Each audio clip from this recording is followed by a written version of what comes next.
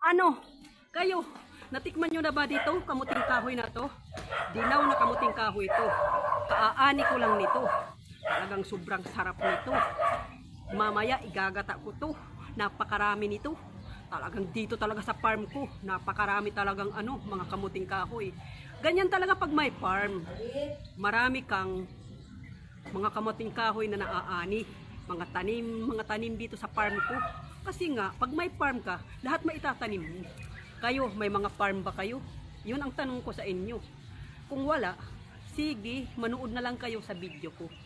Dahil maganda to para sa kalusugan natin. Malayo tayo sa high blood. Masarap pa kainin ang kamuting kahoy. Hindi naman kasi ako mahilig sa mga pagkain na iba eh. Kasi ako, mahilig talaga ako sa kamuting kahoy. Ang kamuting kahoy, masarap yan pang araw-araw natin pagkain. Pero kung kayo hindi kumakain ng kamuting kahoy, manood na lang kayo sa video ko. Sigurado, patok na magugustuhan nyo. Kung ayaw nyo naman, i-scroll nyo na lang mga Facebook nyo para hindi kayo mabuisit sa akin. Basta ako, namunguha ako dito sa farm ko ng kamuting kahoy ko. Bahala kayo kung anong iisipin nyo.